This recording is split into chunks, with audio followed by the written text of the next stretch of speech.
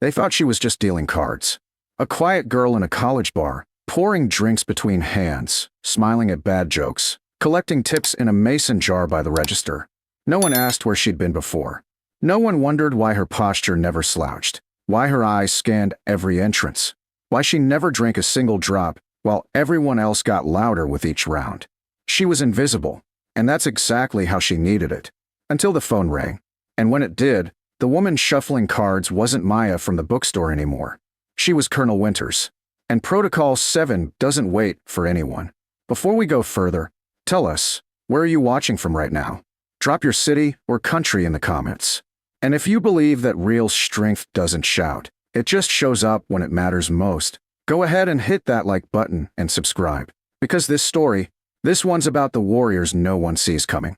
The northeast corner bar sat wedged between a laundromat and a used bookstore on Maple Street. The kind of place that smelled like stale beer, fried onions, and decades of conversations no one remembered the next morning. Friday nights brought the regulars, a rotating cast of college kids killing time before finals, a few townies who'd been coming since the 80s, and the weekly poker game that had become something of a tradition in the back corner booth. That's where Maya Winters sat, 28 years old, her dark hair pulled into a loose ponytail, wearing faded jeans and a vintage Fleetwood Mac t-shirt she picked up at a thrift store 3 towns over. She shuffled the cards with an ease that made it look effortless, her fingers moving in smooth, rhythmic patterns, cutting the deck, bridging it, letting it fall back together with a soft whisper of paper on paper. To everyone at the table, she was just Maya, the quiet girl who worked at the bookstore on 5th, the one who moved to town 6 months ago and never talked much about where she came from. She smiled at the right moments, laughed softly when someone told a bad joke, and folded more hands than she played, which made her nearly invisible in a game where everyone else was trying to prove something. Across from her sat Jake Moreno, mid-30s, loud, always halfway through a story about someone tougher, smarter, or braver than anyone else in the room. And tonight he was on a roll, going on about his cousin deployed overseas, how the guy had seen real action, saved his whole unit, the kind of hero you only read about. "I'm telling you," Jake said, slapping his cards down for emphasis. "My cousin, he's the real deal. Not like these wannabes who sign up for the benefits and never see a day of combat." Maya dealt the next hand without looking up, her movements steady, unbothered. Someone at the table, a college sophomore named Eric, chuckled nervously and said, "Man, I don't know how anyone does that job. I'd be terrified." Jake leaned back, puffing his chest. "That's because it takes a certain kind of person, someone who's not afraid to get their hands dirty, someone who's built for it." Maya set the deck down gently and picked up her cards, scanning them with a glance that lasted less than a second. "Real warriors don't need to brag," she said quietly, her voice so calm it almost disappeared into the noise around them. "They just do the work." Jake blinked, caught off guard for half a second, then laughed it off. "What would you know about it? You sell books for a living." Maya didn't respond, didn't defend herself, didn't even look up. She simply placed her cards face down, collected the chips from the center of the table with a small nod, and began shuffling again. The conversation moved on. Someone mentioned an exam. Someone else complained about their manager, and the night rolled forward like it always did, until Maya's phone buzzed against the table. It wasn't a normal buzz, the kind that came with a text or a call from a friend. It was a short, sharp vibration, twice in rapid succession, the kind that made her hand freeze mid-shuffle. She glanced down at the screen. No name, just a string of numbers she'd memorized years ago, numbers that weren't supposed to appear unless something had gone terribly, terribly wrong. Her face didn't change, her breathing didn't shift, but something inside her clicked into place, a switch flipping from one version of herself to another. She set the cards down carefully, pushed her chair back, and said, "Sorry guys, family emergency, gotta run." Jake barely looked up. "Seriously? We just started." Maya grabbed her jacket from the back of the chair, tossed her remaining chips into the center of the table. "Split it however you want," she said, already moving toward the door. Behind her, she heard Eric mutter, "Hope everything's okay," and Jake's dismissive reply, "Probably just her cat or something." The cold night air hit her face the moment she stepped outside, sharp and clean, cutting through the haze of the bar. She walked quickly to her car, An older model sedan that blended into every parking lot, got in, locked the doors, and pressed the phone to her ear. The voice on the other end was clipped, professional, no room for pleasantries. Colonel Winters, this is Sierra Command. Execute Protocol 7. Immediate extraction required. Asset Alpha is compromised. You have 90 minutes. Maya's jaw tightened, her free hand gripping the steering wheel until her knuckles turned white. Confirmed, she said. En route. She ended the call, started the engine, and pulled out of the parking lot without looking back. The drive to her apartment took 8 minutes, every second measured, every turn deliberate. She didn't speed, didn't draw attention, just another person heading home on a Friday night. Inside her apartment, the lights were off, the space neat and sparse, a couch, a small kitchen table, a bookshelf filled with paperbacks she'd never read. She walked straight to her bedroom, opened the closet, and pushed aside a row of plain jackets until her fingers found the seam in the back wall. A hidden panel slid open with a soft click, revealing a space most people would never believe existed. Tactical gear hung in precise rows, body armor, communication equipment, weapons secured in phone line cases, and at the center, a dress uniform, pressed and pristine, silver eagles gleaming on the shoulders, ribbons and medals arranged in perfect order, decorations most soldiers would never see in a lifetime of service. Maya pulled the uniform out, ran her fingers across the fabric, and for just a moment, let herself remember who she really was. Not the girl shuffling cards in a college bar. Not Maya from the bookstore. Colonel Maya Winters, 28 years old, youngest full colonel in her division. 2 successful extractions under her belt, 0 casualties, and a reputation for making impossible decisions under pressure that would break most people twice her age. She changed quickly, strapping on gear with the kind of efficiency that only comes from doing it 100 times before, checked her weapons, secured her comms, and grabbed a black duffel bag from the bottom of the hidden compartment. She had 73 minutes left. Protocol 7 didn't wait, didn't negotiate, didn't offer second chances. Someone's life was on the line, and Colonel Winters was the only one who could bring them home. The private airfield sat 15 miles outside of town, hidden behind a stretch of industrial warehouses that had been abandoned for years, the kind of place that didn't appear on any map, didn't have a name on any sign, just a long strip of cracked asphalt and a single hangar with rusted doors that opened only when they needed to. Maya pulled her car through the chain-link gate at exactly 11:47, the headlights cutting through the darkness, illuminating the small team already assembled near a black helicopter, its rotors still, waiting. She killed the engine, grabbed her duffel, and stepped out into the cold night air, her boots hitting the pavement with a sound that echoed across the empty field. The moment she appeared, 3 figures snapped to attention, their silhouettes sharp against the dim glow of the hangar lights. Captain Rodriguez stepped forward first, a man in his early 40s with a weathered face and eyes that had seen too many missions go sideways. But he saluted with precision, respect earned over years of serving under commanders who didn't always deserve it. And Maya Winters had earned every ounce of it. "Colonel," he said, his voice steady but edged with concern. "We have a situation." Maya returned the salute, then moved past him toward the hangar where a portable command station had been set up, monitors glowing with satellite feeds, thermal imaging, and real-time intelligence updates. She dropped her duffel, pulled off her jacket, and leaned over the center screen, her eyes scanning the data with the kind of focus that made everything else disappear. "Brief me," she said. Rodriguez stepped up beside her, pulling up a map on the left monitor, a border region, hostile territory, marked with red zones and limited access points. Asset Alpha is Dr. Sarah Chan, civilian engineer embedded at an international tech conference in Sarajevo. She was there to assess infrastructure vulnerabilities for a contracted project, but she stumbled onto something else, communications indicating a coordinated attack on the U.S. Embassy scheduled for 72 hours from now. Maya's jaw tightened. She reported it. "Through back channels, yes," Rodriguez continued. "But her cover was blown 6 hours ago. We believe someone at the conference was monitoring encrypted traffic. She went dark at 1800 hours, and our last satellite ping put her moving southwest toward a secondary location, not embassy, not safe house, somewhere off-grid." Maya straightened, her mind already calculating distances, timelines, resources. How many hostiles? Best estimate, 12 to 15, armed, organized, likely private contractors working for someone with serious money and serious motivation to keep this quiet. She turned to face the team. 3 people total: Rodriguez, Sergeant Len, a communications specialist who could hack into anything with a power source, and Corporal Hayes, a medic and tactical support who'd pulled more people out of bad situations than anyone Maya had ever worked with.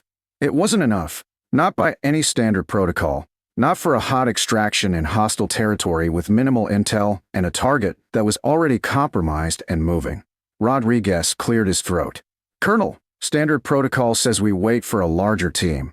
We've got a Delta unit that can be wheels up in 4 hours, full support, air cover, the works." Maya stared at the map, her eyes tracing the route Asset Alpha was being moved along, a winding road through mountains, limited visibility, limited access, and a timeline that didn't care about protocols or backup or the safe, smart decision. 4 hours puts us at 0400, she said quietly.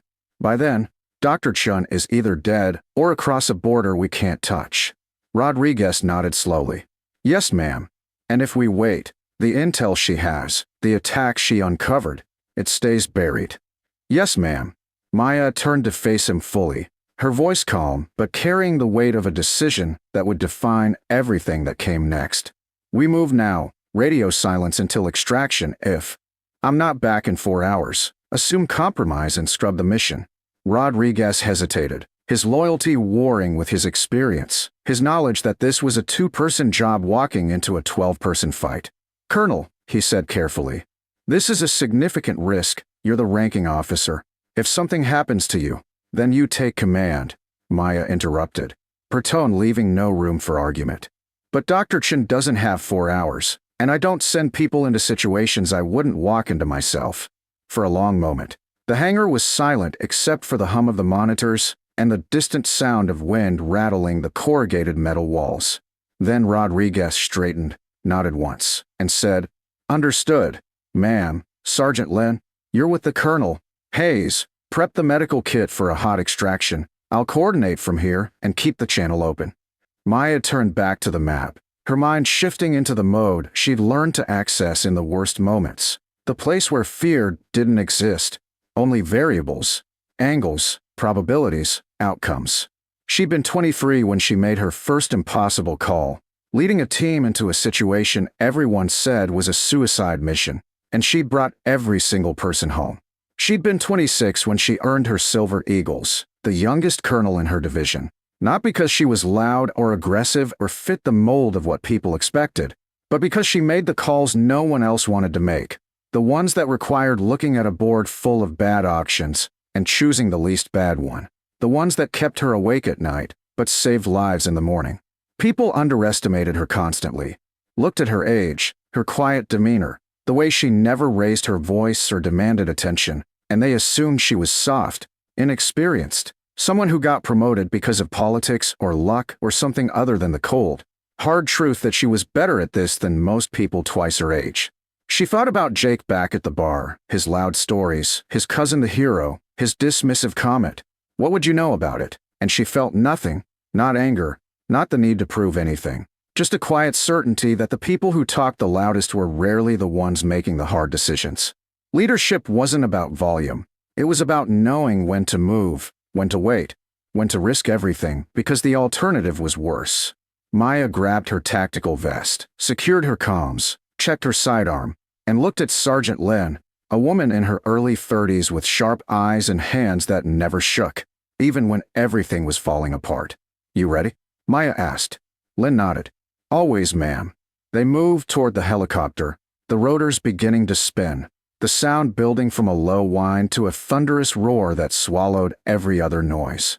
Maya climbed in, secured her harness, and closed her eyes for just a moment, not praying, not hoping, just visualizing every step, every contingency, every possible outcome, the way she'd been trained to do, the way that had kept her alive when others hadn't been so lucky. The helicopter lifted off, rising into the black sky, the lights of the airfield disappearing below them, and Maya opened her eyes, staring out into the darkness, toward the place where a woman she'd never met was waiting, not knowing that help was coming, not knowing that a 28-year-old colonel, who most people dismissed as just a quiet girl, was about to walk into hell to bring her home. Rodriguez's voice crackled through her headset. "Colonel, you're cleared for approach. Estimated time to target zone, 42 minutes. Godspeed." Maya didn't respond, just adjusted her gear, checked her weapon one more time, and let the silence settle over her like armor. Protocol 7 was active, the mission was live, and somewhere in the darkness below, a clock was ticking down, and Colonel Maya Winters wasn't about to let it run out. The compound appeared in the thermal imaging like a glowing skeleton against the cold mountain landscape. A series of low buildings clustered around a central courtyard, Pete's signatures moving in patterns that suggested guards on rotation, professionals, not amateurs. Maya crouched in the tree line 200 meters out, her breath controlled, her movements invisible in the darkness that hung thick over the hills. Beside her, Sergeant Lin adjusted the scope on her rifle, scanning the perimeter with methodical precision, counting bodies, noting weapons, calculating angles. "I count 9 visible hostiles," Lin whispered, her voice barely audible even through the comms. "Likely 3 to 4 more inside. Asset Alpha is in the northwest building, basement level. 2 guards at the door, 1 roaming patrol." Maya studied the layout, her mind processing variables faster than most people could speak. Entry points, blind spots, timing, the way the guards moved, the 7-second gap when the roaming patrol turned his back, the single window on the east side that didn't have bars, too small for most people, but not impossible. Standard protocol said call it in. Wait for backup. Don't risk 2 lives to save 1. But standard protocol didn't account for the fact that Dr. Sarah Chun had information that could save hundreds, maybe thousands, and every minute they waited was another minute closer to her being moved, tortured, or killed. "We go in quiet," Maya said, her voice calm, decisive. "East window. I'll breach. You cover the courtyard. If it goes loud, we extract through the north fence. Vehicle is staged 2 clicks out." Lin nodded. No hesitation, no argument, just the trust that came from knowing your commander didn't make calls lightly. They moved through the darkness like shadows, low, silent, every step deliberate. Maya reached the east wall, pulled a compact tool from her vest, and worked the window latch with hands that didn't shake, didn't rush, just moved with the kind of precision that came from doing this enough times that it was muscle memory. The window gave with a soft click, and she slipped inside, dropping into a storage room that smelled like mildew and diesel fuel, her boots landing without sound on the concrete floor. She paused, listening, counting heartbeats, filtering out the ambient noise until she could hear footsteps above her, voices muffled through walls, the creak of a door opening somewhere down the hall. She moved forward, clearing corners, her weapon raised, her breathing steady, and found the stairwell leading down to the basement. 2 guards stood at the bottom, exactly where Lin had called them, smoking cigarettes, speaking in a language Maya didn't need to understand to know they were bored, complacent, not expecting trouble. She descended 3 steps, silent, invisible, and when she was close enough, she moved. Fast, clinical, efficient. Both guards were down before they could reach their radios, unconscious, not dead, because Maya Winters didn't kill unless there was no other choice, and tonight there were still choices. She dragged them into a side room, secured their hands with zip ties, and moved to the door they'd been guarding. Inside, Dr. Sarah Chun sat on a metal chair, her hands bound, her face bruised, blood dried on her temple, but her eyes were sharp, alert, and when Maya entered, the woman didn't scream, didn't panic, just stared at the armed figure in tactical gear like she was trying to determine if this was rescue or something worse. "Dr. Chun," Maya whispered, moving quickly to cut the bindings. "I'm Colonel Winters, U.S. Special Operations. We're getting you out of here." Sarah's breath hitched, relief flooding her face. "How did you?" "Later," Maya interrupted, pulling the woman to her feet. "Can you walk?" "Yes." "Then stay close, stay quiet, and do exactly what I say." They moved back through the corridor, up the stairs, Maya leading, her weapon sweeping every angle, her ears tuned to every sound. They were halfway across the storage room when the radio on one of the unconscious guards crackled to life, a voice barking something sharp and urgent, and Maya knew instantly they'd been made. "Lin," she said into her comms, "we're compromised. Going loud. Need suppression on the courtyard. Copy that, Colonel. Engaging now. The sound of gunfire erupted outside, sharp cracks echoing across the hills, and Maya didn't wait. She pushed Sarah toward the window, boosted her up, and followed, hitting the ground outside just as shouts erupted from the building behind them. They ran, Sarah stumbling slightly but keeping pace, and Maya fired twice over her shoulder, not to kill but to suppress, to buy seconds, because seconds were all they needed. Lynn's rifle barked from the tree line, controlled bursts that dropped 2 guards trying to flank them, and Maya adjusted course, leading Sarah toward the north fence where the extraction vehicle was waiting, a beat-up truck that looked like it belonged to a farmer but had an engine that could outrun anything on these roads. Bullets kicked up dirt near Maya's feet. Someone was shouting orders, more guards pouring from the buildings, but Maya didn't look back, didn't slow, just focused on the fence, on Sarah's breathing, on the distance closing with every step. They hit the fence. Maya cut the wire with a tool from her vest, pushed Sarah through, and followed, her lungs burning, her mind calculating how many seconds they had before the hostiles reached the vehicles, before this turned from a hot extraction into a running firefight they couldn't win. Lynn appeared beside them, breathing hard, her rifle still raised. Vehicles 30 meters, let's move. They reached the truck, Sarah collapsed into the back seat, and Maya took the driver's seat, slamming the vehicle into gear and punching the accelerator before the doors were fully closed. The engine roared, tires spitting gravel, and they shot forward down a narrow dirt road that wound through the mountains, headlights off, navigation by memory and instinct. Behind them, lights appeared, 2 vehicles giving chase, and Maya pushed the truck harder, taking corners at speeds that made Sarah gasp, made Lynn brace against the door frame, but Maya's hands were steady, her focus absolute. Colonel, Lynn said, checking the side mirror, they're gaining.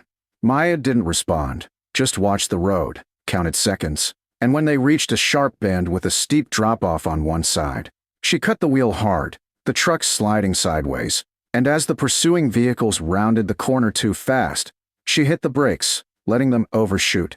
One vehicle clipping the edge and tumbling down the hillside in a shower of sparks and screaming metal. The second vehicle swerved, lost control, and slammed into a tree, steam hissing from the crushed hood. Maya accelerated again, and within minutes they were clear, the darkness swallowing them whole.